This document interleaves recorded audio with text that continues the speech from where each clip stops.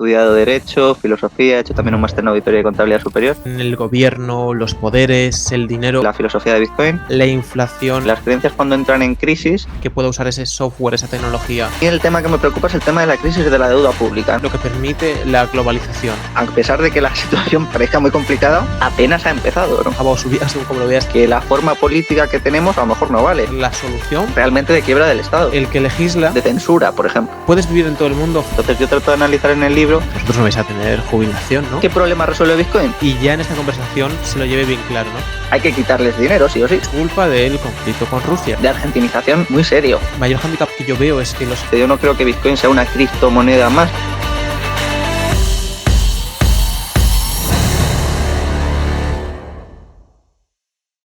Buenas Álvaro, bienvenido al podcast de Falla con Éxito.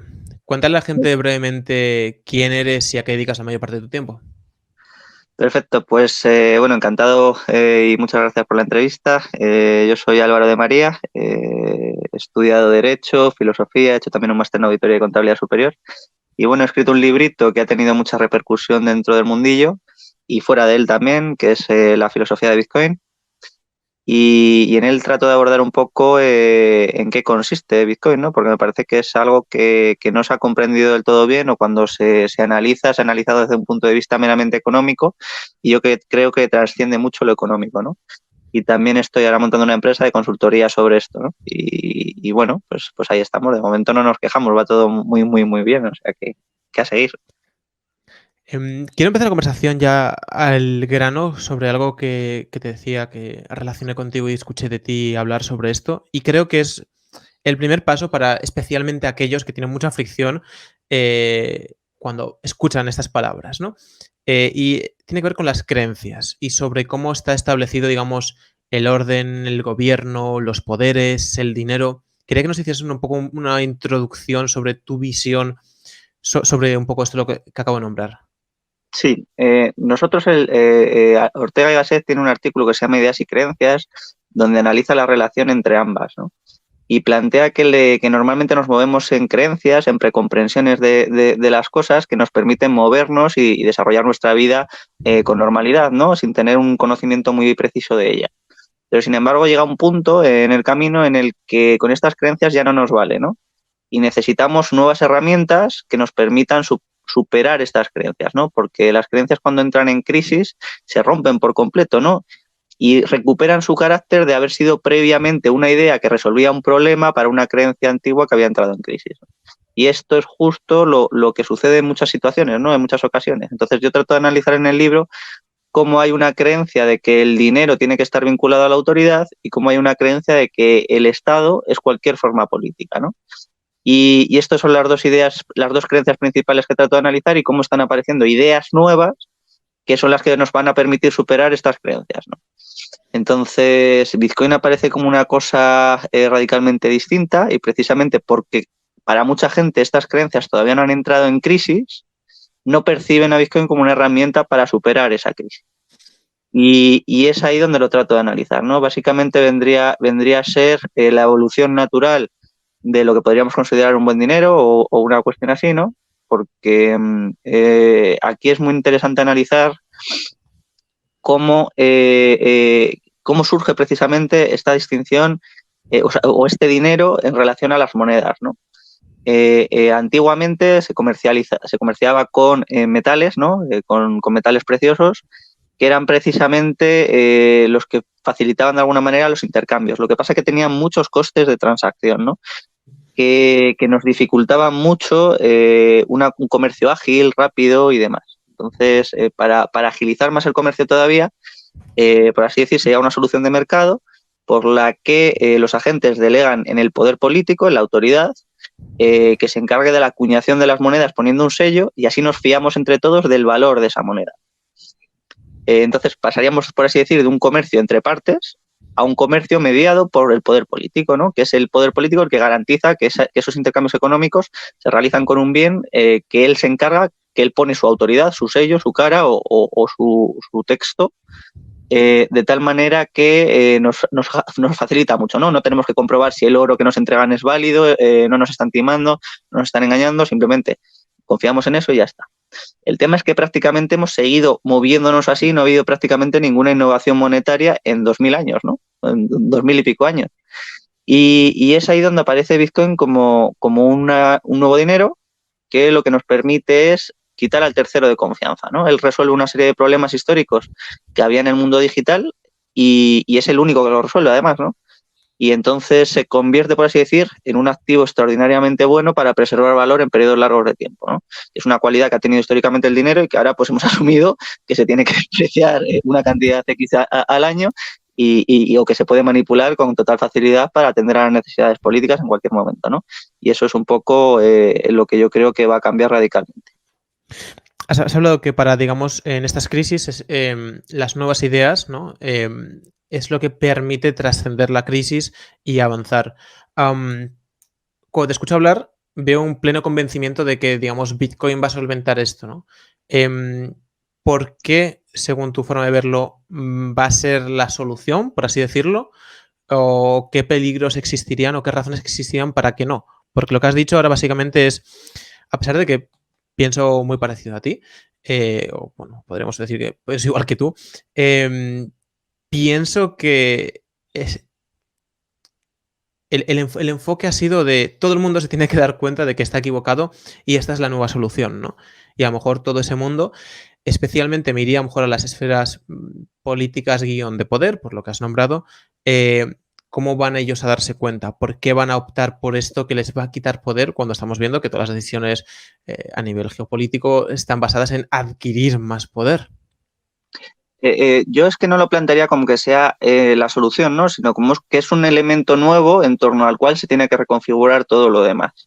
Y yo esto, para que la gente lo entienda normalmente, lo suelo comparar, que se ríen ya mucho de mí los seguidores más fieles porque lo menciono mucho, que es el tema de la pólvora, ¿no? Claro, cuando imaginemos que estamos en una situación de un contexto de la Edad Media, donde se realiza la guerra con espadas, con arcos, con flechas y tal, y de repente alguien aparece con un elemento, con un arcabuz, con un arma que emplea la pólvora y se impone sobre todos los demás, ¿no? Porque es superior, porque es mejor, ¿no? Entonces, Bitcoin aquí vendría a ser un activo que permite preservar valor en periodos largos de tiempo de forma superior al resto, ¿no? Y esto es lo que introduce, a mi juicio, este elemento similar a la pólvora, ¿no? Que además tiene dos características, que son la incensurabilidad y la inconfiscabilidad, ¿no? Que lo hacen un elemento radicalmente nuevo, porque como no depende de terceros, no hay una empresa a la que tú puedas ir a decirle, oye, congélale los fondos a este, oye, bloquéale las transacciones a este. Y eso cambia muchísimo las relaciones económicas y las relaciones de poder. Entonces, ese es el elemento en torno al cual creo que tenemos que reconfigurarnos, ¿no? Y como además preserva valor muy bien en periodos largos de plazo, o sea, superiores a 3 años, yo creo que no es un activo para hacerse rico, ni mucho menos, sino para preservar tu patrimonio en estos periodos largos de plazo, ¿no? Pues, por ejemplo, comparemos con la inversión inmobiliaria, ¿no? O comparémoslo con la deuda pública, comparémoslo con otro tipo de activos, ¿no? Pues Bitcoin, históricamente, para periodos superiores a 3 años, ha conservado el valor mejor que este tipo de activos, incluso que muchas acciones, ¿no? Que todas, prácticamente. Entonces es contra esos activos contra los que compite. Yo no creo que Bitcoin sea una criptomoneda más, ¿no? Sino que es otra cosa radicalmente distinta, precisamente porque es la única que no depende de terceros, no tiene detrás una empresa o un creador que la controle, que pueda manipularla como quiera, ¿no? Entonces eso es lo que le hace un activo distinto, un bien presente, un activo real. Mientras que los otros pues no dejan de ser activos financieros o pues algún tipo de activo emitido por algún tipo de empresa, ¿no? Y eso es lo que yo creo que va a obligar a los gobiernos a tomar posición y tomar partido respecto de esto, ¿no? Algunos a favor, otros en contra, pero que en periodos largos de plazo pues va a ser un poco como la pólvora, ¿no? O lo adoptas o te van a ganar los otros, ¿no? Te van a ganar los otros porque, claro, tú no vas a adoptar una tecnología superior y los otros sí, y en periodo largo de tiempo te van a ganar. Vas a tener una desventaja tremenda frente a ellos, ¿no? Por ejemplo, esto lo veo con China. China se ha pegado un tiro en el pie y Estados Unidos ha recogido muy bien. Estados Unidos ha fomentado todo el trabajo, ha acaparado la mayor parte de Bitcoin y demás, y eso significa que las empresas estadounidenses van a tener mayor poder adquisitivo en el futuro que las empresas chinas. Eso es, al final, de lo que estamos hablando, ¿no? Entonces, que una sociedad ahorre en Bitcoin, que una sociedad invierta en desarrollar distintas formas basadas en trabajar en Bitcoin y demás, pues yo creo que les va a dar una superioridad frente al resto, ¿no? Exactamente igual que si se desarrollase una industria sobre la pólvora, pues militarmente tendría superioridad respecto a otro país, ¿no? Entonces eso es un poco lo que yo planteo. Saliendo un poco de Bitcoin, ¿por qué crees que, digamos, todos los demás criptomonedas o proyectos o protocolos no tienen... O sea, te escuché una frase que decía algo así como, no tiene sentido nada más que Bitcoin con tecnología blockchain o algo en estas líneas, ¿no? ¿Por qué? Bueno, no sé si exactamente es lo que crees, ¿no? O era una generalización, pero ¿por qué crees que no hay nada más allá que pueda usar ese software, esa tecnología y que la industria actual ya tiene las soluciones para todo lo demás, salvo Bitcoin? A ver, yo es que esto creo que hay que entenderlo desde qué problema trata de resolver Bitcoin, ¿no? Porque si no, la gente yo creo que puede estar muy perdida, ¿no? Bitcoin trata, bueno, en el ámbito digital tenemos el problema del doble gasto, ¿no? Es decir, todo lo que tenemos en el ámbito digital no son más que conjuntos de datos. Por ejemplo, yo pongo el ejemplo siempre de una imagen de WhatsApp, ¿no? Y una imagen no es más que un conjunto de datos y se la puedo enviar a todos mis contactos sin gasto adicional, ¿no? Pero si queremos hacer algo economizable, tenemos que hacerlo escaso. Y si algo no es más que un conjunto de datos, no podemos economizarlo. Entonces, históricamente, para economizar algo, hemos tenido que meter un tercero de confianza. Entonces, por ejemplo, la música, al igual que un audio de WhatsApp, no es más que un conjunto de datos. Pero si queremos economizarlo, metemos a Spotify, que la restrinja de alguna manera para poder economizarla, ¿no? Claro, pero entonces aquí ya dependes de un tercero de confianza. Entonces, si quieres economizar algo en el mundo digital, necesitas un tercero de confianza. Eh, pero esto tiene muchos problemas. Tiene problemas de censura, por ejemplo. Tiene problemas que si el tercero se ve perjudicado o se ve, o sea, si el Estado le exige que haga algo, él lo tiene que hacer porque no es más que una empresa, ¿no? Entonces, pensemos en el ámbito monetario, que no es más que nuestras unidades monetarias, los euros, los dólares, ya son digitales. Lo que hacemos es metemos este tercero de confianza para que se encargue de que no gastemos nuestras unidades, igual que podemos enviar una imagen de WhatsApp, es decir, que no le enviemos nuestras unidades a mucha gente, ¿no? Porque sería una falsificación del dinero, ¿no? Entonces ese es el papel que cumple y si tienen que embargarte las cuentas o tienen que hacer cualquier cosa, pueden hacerlo, ¿no? Porque tienen ellos el control sobre esto. Claro, ¿qué problema resuelve Bitcoin? Bitcoin resuelve este problema de crear un activo digital escaso que no depende de terceros. Eso es lo que resuelve. Y para eso necesitaba ordenar las transacciones y volverlas inmutables. Pero esto no es una cualidad de blockchain. O sea, nosotros podemos hacer una blockchain que no es más que un sistema de registrar datos, es decir, se genera una huella digital de un conjunto de datos, se encadenan las huellas digitales de varios conjuntos de datos y si se manipula cualquier parte, se revela que alguien ha manipulado un dato, pero se revela, es decir, se puede manipular, no hay ningún problema en manipular ese dato. La cuestión es cómo garantizas la integridad del sistema de tal manera que no se puedan manipular los datos. Y esto no lo hace blockchain, esto lo hace el sistema entero de incentivos de Bitcoin. Y eso es lo que no pueden replicar otras criptomonedas, ¿no? Porque por un lado tenemos el caso de que todas dependen de terceros, es decir, ni siquiera tratan de resolver este problema del tercero de confianza. Cualquier token o cualquier criptomoneda tiene un emisor detrás que controla su oferta, que puede manipular el protocolo y que puede hacer lo que quiera completamente con ello, ¿no? En Bitcoin no. Y por otro lado está el tema de que aunque pudiesen ser, aunque pudiésemos crear, que se puede crear otro Bitcoin desde cero, completamente tendría el problema de cómo se da a conocer una moneda que no depende de terceros, ¿no? En el ámbito ahora que hay 15.000 criptomonedas, ¿no? Necesitaría un departamento de marketing que la diese a conocer y entonces ya necesitaría hacer algo para rentabilizarlo y para cubrir todos los costes esos de publicidad, ¿no?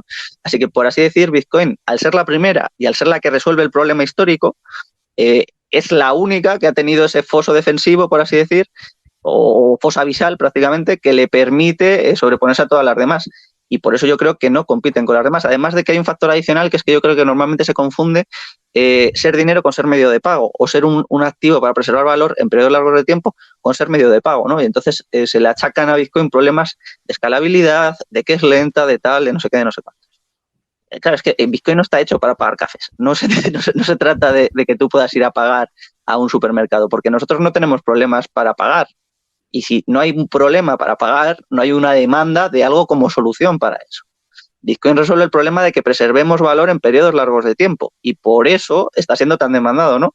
Porque tiene esa cualidad superior respecto al resto, ¿no? Y estas cualidades superiores son que tiene menores costes de custodia, que es mucho más seguro, que es inconfiscable y por ser inconfiscable también redefine el derecho de propiedad porque hace depender tu propiedad del conocimiento de unas claves y tiene un montón de cualidades de costes de preservación muy bajos, de costes de envío muy bajos, de liquidación, es un bien fungible, es tremendo, ¿no? Tiene una serie de cualidades extraordinariamente buenas que hacen que sea mejor que otro tipo de activos, ¿no? Y pensemos, por ejemplo, voy a poner una cantidad astronómicamente alta, ¿no? Tenemos un patrimonio de 1.000 millones de euros en bienes inmobiliarios, ¿no? Tenemos edificios, tenemos bloques de edificios. Vale, si queremos liquidar estos 1.000 millones de euros, ¿en qué costes incurrimos? O sea, pensemos registros, trámites administrativos, encontrar un comprador para todo eso.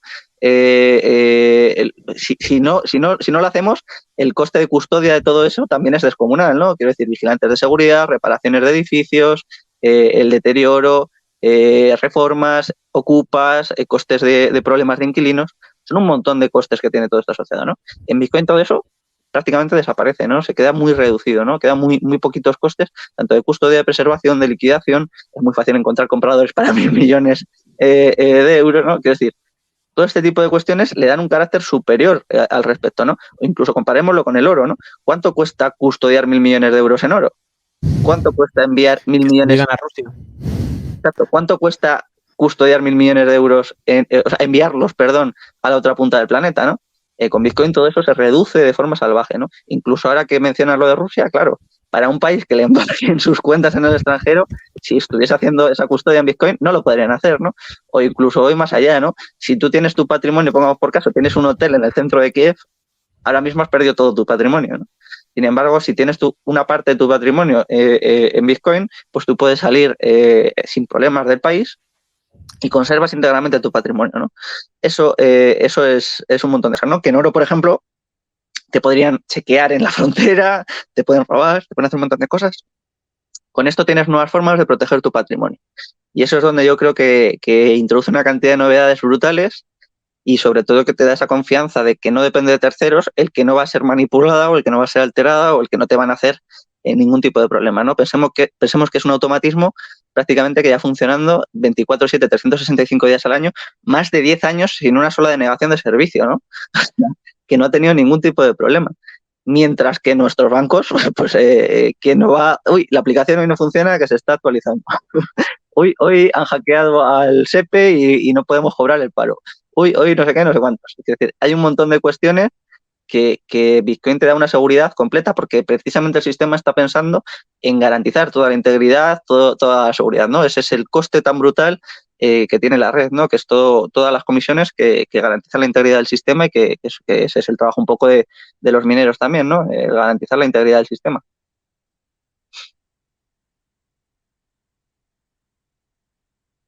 Está silenciado, perdona, creo. Vale, perdona. Te he escuchado recientemente algo que estoy muy de acuerdo y que yo creo que la consecuencia es inevitable antes o después porque es que ahora están pasando las cosas para ello.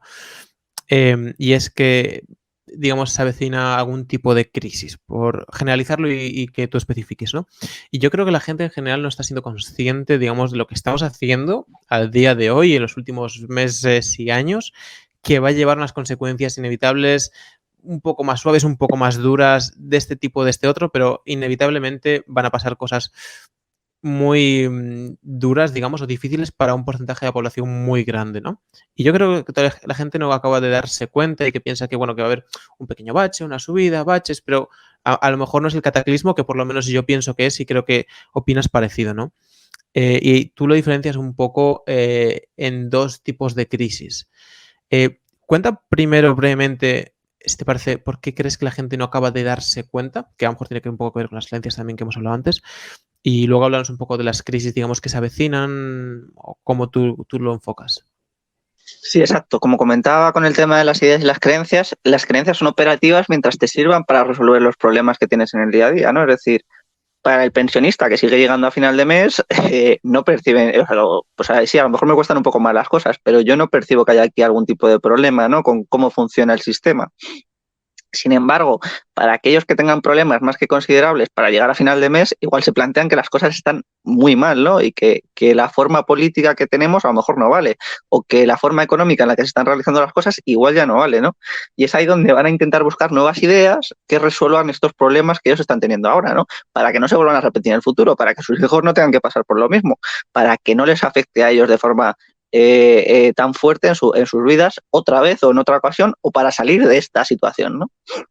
Entonces, es ahí donde yo creo que gran parte de la sociedad va a tener un shock muy fuerte con la crisis económica en la que estamos empezando, ¿no? Porque a pesar de que la situación parezca muy complicada, apenas ha empezado, ¿no?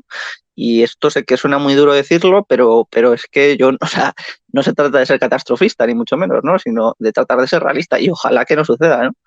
Pero a mí el tema que me preocupa es el tema de la crisis de la deuda pública, ¿no? Es decir, ahora mismo casi toda la deuda pública la está comprando el Banco Central Europeo y el tema aquí es comprender esta interrelación entre deuda pública, dinero fiat e inflación, ¿no? Eso es lo que a mi juicio es más difícil de entender, ¿no? El dinero no deja de ser un bien, ¿no? Entonces, ¿cómo se le da valor, ¿no? Pues como cualquier bien, una mercancía tiene valor en función de su oferta y de su demanda. Entonces, claro, a raíz de la pandemia se han creado unos volúmenes de masa monetaria descomunales, como no había conocido antes la historia de la humanidad, y ahora el problema es que estamos teniendo unos niveles de inflación muy altos, en parte derivados por esta creación de masa monetaria tan descomunal. Perdona, Álvaro, o Entonces, sea, sí. te sigo perfectamente, pero quiero que la gente, especialmente que a lo mejor empieza a meterse en el mundillo de incluso las finanzas y todo esto, que le cale bien y ya en esta conversación se lo lleve bien claro, ¿no? Cuando dices aumentar la masa monetaria, profundiza un poco la inflación y qué impactos tiene y por qué. Sí, a ver, es que son temas muy complicados de abordar desde Sí, cero, no, ¿no? simplemente Pero para sí, que... pero lo tratamos de entender. Al final, el dinero no es, o sea, el dinero fiat se ha quedado básicamente como un medio de pago, ¿no? Entonces, ya no es una reserva de valor y se queda como unidad de cuenta y medio de pago prácticamente. Entonces, ante situaciones de incertidumbre como la pandemia, la gente tiende a demandar muchísimo dinero, ¿no? ¿Por qué? Porque tú no sabes lo que va a suceder, entonces quieres estar cubierto para... Y entonces, como al final tiene que ser unidad de cuenta y tiene que ser más o menos estable, los bancos centrales han tenido que crear muchísimo dinero para atender a la demanda de la gente ante la situación de incertidumbre, ¿no?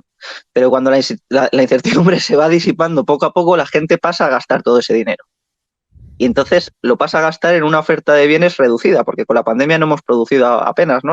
Ha habido muchos parones, ha habido un montón de cuestiones, ¿no? Entonces, en cuanto se ha disipado la incertidumbre, hemos pasado a gastar muchísimo más dinero que teníamos en unos bienes que eran muchísimo menores, ¿no? Y esto lleva a un alza de los precios sí o sí, ¿no? De ahí que veamos los carburantes como están, que veamos subir la carne, que veamos subir todo, la luz, la electricidad, un montón de cuestiones. Entonces, Perdona, pausa otra sí. vez, ¿vale? Porque una vez más, creo que, a pesar de que me lo estás diciendo y digo, sí, ya lo sé, creo que hay gente que no. Entonces, la intención. Pero estamos viendo, y no es por entrar en política, ¿vale? Pero es lo que mucha gente escucha y yo no veo casi la tele y aún así lo he escuchado. Pero nuestro presidente de nuestro de España, bueno, está diciendo que esto es culpa del conflicto con Rusia, que los precios suben por culpa de eso, ¿no? A pesar de que no es real porque los números de la inflación está ahí. Y esto es el tema de creencias que hablamos, ¿no? Lo que mucha gente tiene en la mente. A lo mejor se topa con esa conversación y dice, sí, esto es lo que dicen estos chicos, pero el presidente de España dice que esto es por culpa del conflicto de Rusia. Exacto, claro, a él le ha venido genial porque puede justificar con lo de Rusia, le sirve como argumento para justificar todo el desastre económico en el que se encuentra el país, ¿no? Pero la situación en realidad ya era previa, ¿no? Es decir, los datos de inflación previos a la guerra ya eran descomunalmente altos, ¿no? Anormalmente elevados, pues en la inflación en los costes de producción en Alemania era del 25%, perdón, y la inflación en Alemania antes de la guerra del 12% prácticamente, ¿no? De los datos últimos que hemos estado viendo. Entonces, estos son unas cifras altísimas. O sea, pensemos que el Banco Central Europeo tiene obligación de mantener la inflación más o menos en el 2%, ¿no? Entonces, estamos viendo una inflación auténticamente descontrolada. Y el tema es cómo controlar esta inflación. La inflación normalmente se percibe como el incremento de los precios, aunque está muy relacionada con el incremento de la oferta monetaria, ¿no? Porque como el dinero viene determinado por la oferta y por la demanda, pues su valor viene muy determinado por la cantidad de oferta que han creado, ¿no? Por la cantidad de dinero de la que han inundado el mercado. Entonces, claro, el tema es cómo se controla la inflación. La inflación se controla subiendo el precio del dinero, por así decir, lo que cuesta endeudarse, que estos son los tipos de interés, y retirando dinero de circulación.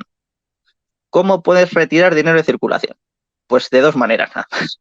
Subiendo impuestos, de ahí que vamos a ver subidas de impuestos cada vez mayores, porque es la única manera de controlar el dinero que hay en circulación, es decir, retiramos dinero para que no suban mucho más los precios, porque si los agentes económicos tienen más liquidez, van a seguir gastando más y esto va a seguir incrementando los precios. Entonces hay que quitarles dinero, sí o sí. Y la otra manera de retirarlo es que el Banco Central venda lo que tiene en su activo, que lo que tiene en su activo es deuda pública, es decir, lo que piden prestado los estados para llevar a cabo su gasto. Pero si se vende deuda pública, se baja el precio de la deuda pública, ¿no? Y va a costar mucho más a los estados seguir gastando lo que están gastando, ¿no? Cubrir sus déficits.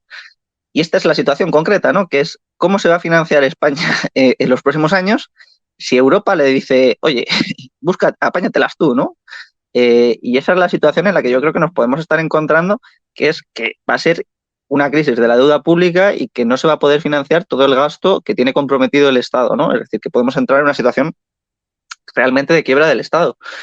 Y esto es un poco lo que, aunque suene muy fuerte, pero que realmente yo no veo otro escenario, ¿no? Porque pensemos que la deuda pública, con una inflación tan fuerte, en el mercado no la compra nadie. Y si hay que subir los tipos de interés para cubrir la inflación, estamos hablando de subir los tipos de interés no al 1 al 2%, como va a hacer. Al 2% lo va a hacer Estados Unidos a final de año.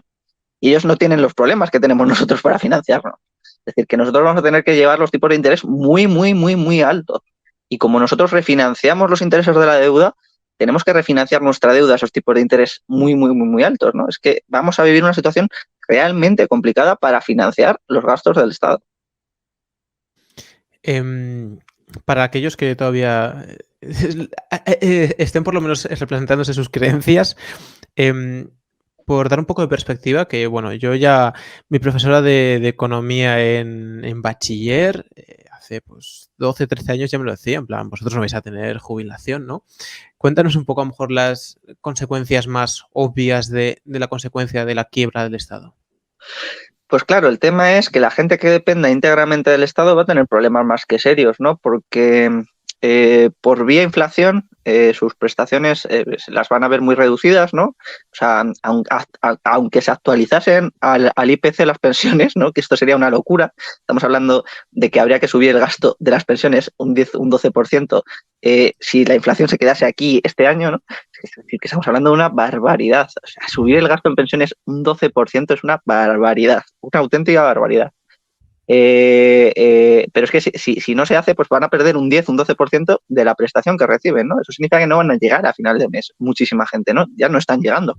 Ya están los camioneros cabradísimos y haciendo parones en toda España porque no llegan a final de mes, porque no pueden dar de comer a sus hijos, ¿no? Y estamos hablando de que esta situación apenas ha empezado. Es decir, que a día de hoy España todavía se financia en los mercados y consigue colocar su deuda pública al Banco Central Europeo. A día de hoy. Es que cuando mañana, el día de mañana, en unos meses o en un año, no lo pueda hacer, ¿qué va a ser de toda esta gente que percibe prestaciones del Estado, ¿no?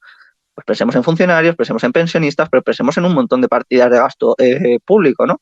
Todo esto o se ve recortado de forma radical o es que va a ser una situación muy crítica, ¿no? Donde prácticamente vamos a vivir para pagar impuestos sin recibir apenas prestaciones a cambio. Entonces va a ser una barbaridad porque es que tenemos un país muy, muy endeudado y en un contexto en el que el que esté endeudado va a salir muy perjudicado. Este sería, digamos, un catalizador, ¿no? Porque al final, digamos, Bitcoin se plantea como una posible solución, lo que hablábamos antes, pero para eso tiene que haber una crisis, tiene que haber un punto de inflexión donde te replanteas lo que decías, las creencias, y este es el primer catalizador obvio, ¿no? Una crisis, un choque, las pensiones que están garantizadas no están garantizadas, o no bajo los términos que firmé hace 40 años cuando empecé a trabajar con 20 años y decían que iba a tener la pensión dentro de mucho tiempo, y me han ido cambiando, digamos, las normas del juego, ¿no? Por el camino. Digamos, ¿qué ¿qué se va a derivar de esto? ¿No? Hay una crisis, hay una parte de impagos por el impuesto porque hay una especie de quiebra. Digo una especie de porque, bueno, en un país occidental supongo que no ocurre un default así de 0 a 100, que, bueno, será una serie de cosas que irán reformulando los nombres y a lo mejor no acaba siendo una quiebra.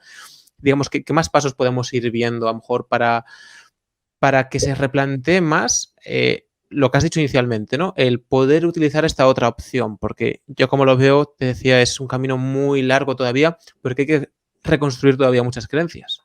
Exacto, yo creo, o sea, para decirlo abiertamente, yo no creo que vaya a quebrar el sistema de pensiones, por ejemplo, porque es un sistema de reparto, se reparte lo que hay. Es decir, no es eso. El tema es que con la pensión que te paguen no vas a llegar a final de mes como llegabas antes, porque vas a tener una inflación o vas a tener una serie de gastos adicionales con los que no contabas, ¿no?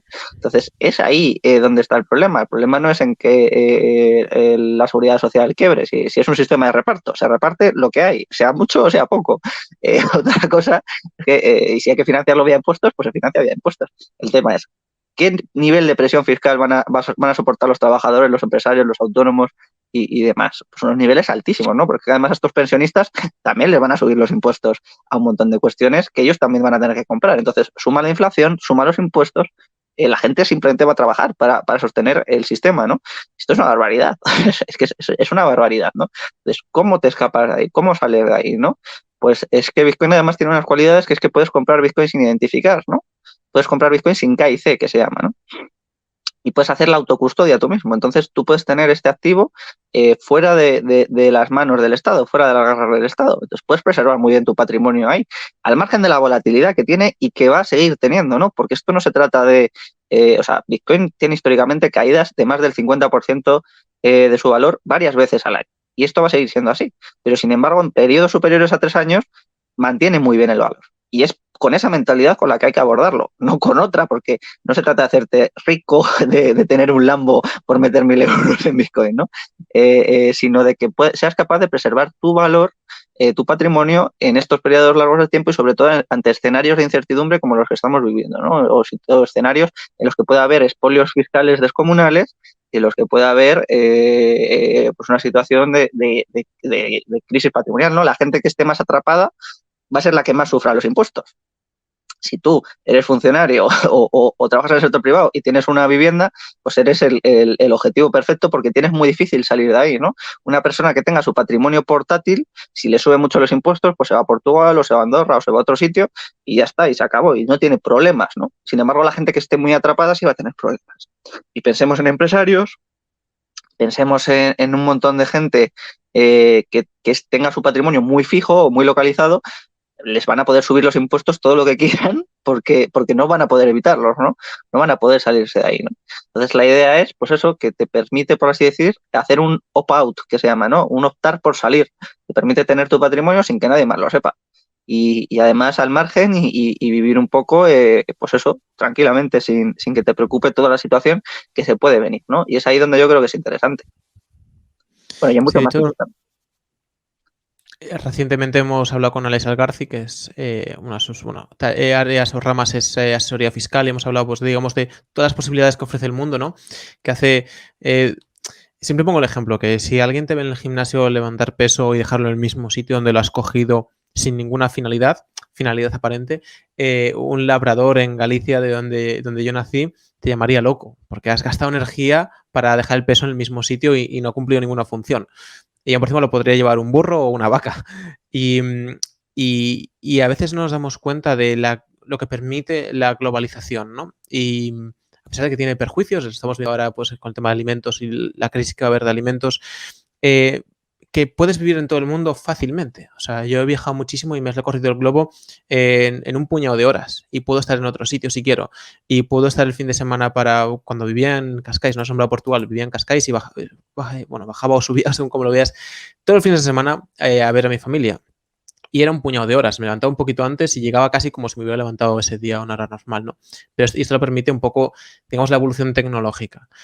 Y creo que mucha gente descarta, o sea, que descarta esto, el ir a otro sitio, emprender en otro sitio, vivir en otro sitio, por creencias. Pero luego hay muchísima otra gente, y creo que es un porcentaje mayor, que de una forma u otra está bastante arraigada, bastante fija o dependiente de su ubicación, ¿no? ¿Qué le dirías a lo mejor a esta gente que por una razón o por otra, familiar, empresarial, a lo mejor incluso financiera, por lo que has dicho, tiene sus propiedades o la razón que sea, no se plantea y no va a moverse? Bien, yo creo que aquí la forma de proceder habitual del hombre es imitar al que tiene más éxito, al que le va mejor, ¿no?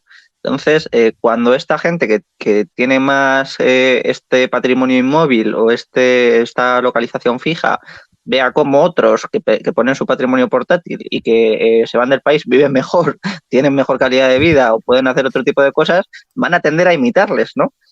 Sobre todo cuando les llega a ellos el palo, o sea, porque a lo mejor su creencia todavía es funcional para ellos y porque todavía no han sufrido realmente las consecuencias de sus formas y hábitos de vida, y sin embargo cuando las padezcan van a decir, oye, pues igual sí que me lo planteo ahora y vamos a probar esto porque así no se puede seguir viviendo, ¿no? O sea, no se puede seguir viviendo en estas condiciones o no se puede seguir pensando en este escenario, ¿no?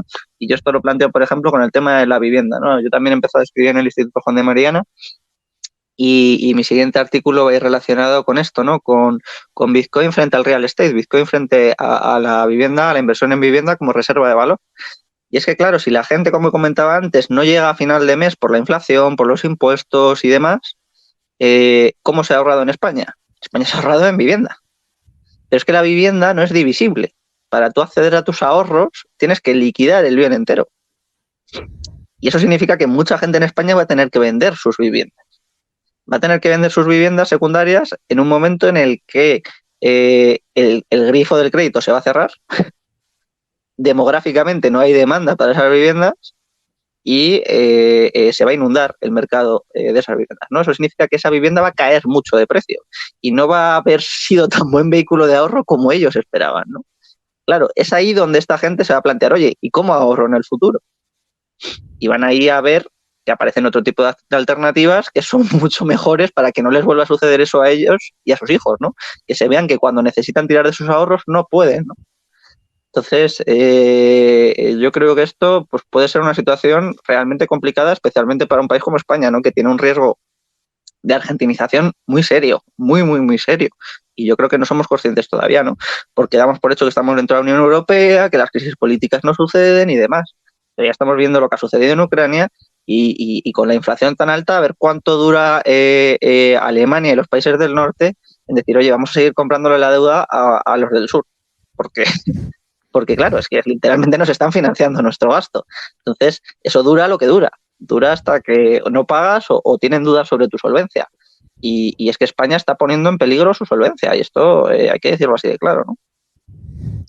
¿Cuáles, digamos, o cómo lo ves tú, o qué escenarios son más probables una vez, digamos, ocurre una crisis, ¿no? Y empiezan a haber nuevas opciones, la gente empieza a adoptar ciertas opciones o plantearse otros caminos y empieza a haber a lo mejor un éxodo como hubo en otras épocas, ¿no? Pues de capital, de gente muy cualificada, porque aquí, bueno, lo de siempre, ¿no? Un país que contra peor le va, más, digamos, espanta por una razón o por otra capital futuro, por así decirlo. ¿Cómo crees que serán las reacciones del Estado cuando llegue Eso. eso? Lo digo y lo planteo porque contra más acorralado suele estar un individuo, un grupo, etcétera, más imprevisible y peligroso puede llegar a ser. Exacto, yo creo que la reacción natural del Estado va a ser muy brusca, ¿no? Muy, muy, pues estamos hablando de posiblemente de expolios, de expropiaciones, de situaciones muy drásticas que ya además hemos sentado precedentes, ¿no? Porque con el tema de la pandemia se han llevado a cabo actos que ya se han declarado ilegales muy duros, ¿no? Como el confinamiento, como otro tipo de cuestiones. Entonces, yo creo que no van a tener reparos en hacer todo ese tipo de barbaridades y ya resolverán los jugados dentro de 10 años, ¿no? O sea, no les va a plantear a ellos ningún tipo de problema en el proceder de esta manera. Entonces, el tema aquí es que se llegue a niveles altos de conflictividad social, ¿no? Entonces, yo siempre me gusta trabajar en aliviar la presión social, ¿no? En hacer que toda esta presión pues, se vaya desplazando a otros sectores. Entonces, a mí se me ha ocurrido la idea de que empecemos a hacer como ciudades privadas, por así decirlo, ¿no? Y estoy trabajando en el segundo libro, que se va a llamar Micrópolis, que va precisamente en esa línea, ¿no? ¿Cómo podemos hacer para que ese talento no se vaya? Pero, claro, para que se quede hay que ofrecerle determinadas condiciones especiales, ¿no? Y esto es así de crudo, ¿no? Es decir, ¿cómo lo hacemos para que los youtubers, por ejemplo, no se nos vayan a Andorra, se queden en España, pero ¿cómo hacemos para darles un trato diferencial para que se quieran quedar aquí? ¿O cómo lo hacemos para que las empresas que se fugan de España se queden aquí, ¿no? Entonces, a mí lo que A se me mí me ocurre es viene hacer una... aquí el título del titular, perdona que te interrumpa, es un paraíso fiscal dentro de España, paraíso. Exacto, pero yo no solo hablaría de temas fiscales, ¿no? Porque yo creo que al final, cuando tienes mucho dinero, ya no te importa solo el tema fiscal, ¿no? Sino que te importan un montón de cuestiones adicionales con las que a lo mejor no comulgas, pero pero si pensamos en, pues eso, una ciudad privada que paga un impuesto al Estado de lo que se produce allí, pero puede, por ejemplo, saltarse la regulación en determinadas materias, pues está encantado de hacerlo, ¿no? Yo pienso, por ejemplo, en el sector del automóvil. El sector del automóvil europeo está muy tocado, ¿no? Muy, muy, muy herido. Y lo vamos a ver cada vez más, ¿no? Entonces, pensamos, por ejemplo, en hacer como ha hecho Elon Musk en Texas, ¿no?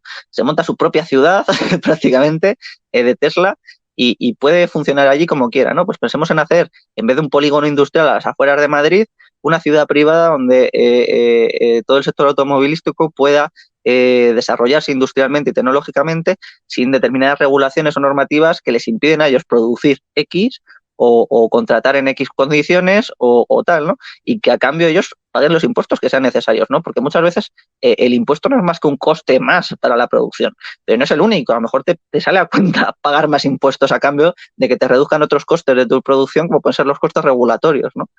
Y es ahí donde yo creo que puede ser muy interesante, incluso para vivir, ¿no? Pues pensemos, por ejemplo, que a estos youtubers se les ponen unos impuestos altos, ¿no? No estoy hablando de que tengan un paraíso fiscal, pero, por ejemplo, que puedan tener determinadas condiciones o determinadas leyes que a ellos les parezcan más correctas para que les apetezca quedarse aquí, ¿no? Porque al final, cuando ganas 3 millones o 4 millones de euros al año, pues a mí me da igual que me quiten uno, que me quiten dos o que me quiten uno y medio.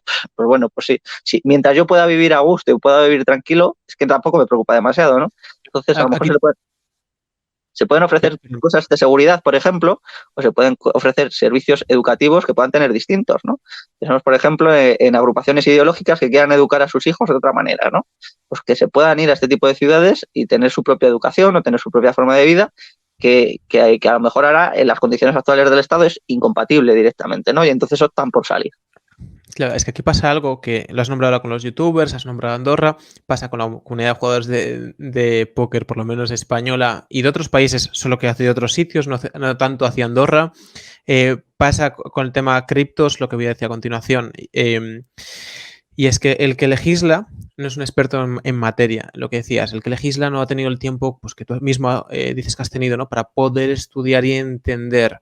Y pasa pues, en todas las áreas en las que digamos, son recientes, ¿no? Pues, youtubers o jugadores de póker. Poca gente se ganaba la vida jugando al póker hace 100 años y los que se lo ganasen no tendrían problema de pagar impuestos porque seguramente no pagarían porque se lo ganaban todo en la partida del bar. Entonces, aquí el mayor hándicap que yo veo es que los que legislan, los que podrían cambiar esto, no son expertos en la materia, no la entienden y suelen tener, seguramente a base de un conjunto de creencias, unas razones para no hacerlo de la forma correcta por su visión y su perspectiva, ¿no? ¿Qué catalizadores tendrían que darse para que esto pudiera, digamos, empezar a germinar un poquito? Exacto, yo aquí la idea es que creo que tenemos que cambiar la mentalidad, es decir, que la creencia que tenemos de que debe ser el Estado el que legisle y el que proporcione seguridad debe cambiar, ¿no? ¿Por qué? Porque, por así decir, el Estado lo que hace es como una talla única de ropa, pues una talla única de legislación y una talla única de seguridad para todos. Y sin embargo, con Internet y la globalización, nosotros ya podemos tener tallas personalizadas de ropa. Tenemos hasta la ropa completamente personalizada si queremos, ¿no? Podemos hacerla con una fotografía y la dedicatoria que nosotros queremos. Entonces, creo que cada vez vamos a demandar mucho más legislaciones que se adapten mucho más a nuestras necesidades y cada vez vamos a demandar mucho más seguridad que se adapte a nuestras necesidades, ¿no? Hace poco entraron a robar a la casa de Benzema. Es decir, eh, ¿qué problema tiene que haber en España para que una persona con el nivel de Benzema y con la seguridad que seguramente tenga Benzema no tenga garantizada ni siquiera la integridad de su casa, ¿no? Es que es tremendo. Entonces, yo creo que cada vez vamos a necesitar más este tipo de cuestiones, ¿no? Tanto que regulatoriamente o regulativamente tengamos nuestra propia jurisdicción, que esto en España ha sido muy clásico, porque aquí en España hemos tenido los fueros toda la historia. Hasta Felipe V, que es el primero que se los quita a Cataluña, hemos tenido prácticamente fueros toda nuestra historia, que es nuestra forma jurídica de vivir. Porque eso tiene que cambiar, porque esto no puede volverse a una situación similar, ¿no? Donde nos juntemos comunidades afines, ¿no? Que queramos una normativa que se adapte mejor a nuestras necesidades. No solo una normativa, también una seguridad, ¿no? Es decir, visto los niveles que se están alcanzando en algunas ciudades, ¿no? Pues ya hemos visto como en Estados Unidos alguna ciudad ha pedido tener su propia policía y su propio sistema de seguridad, ¿no?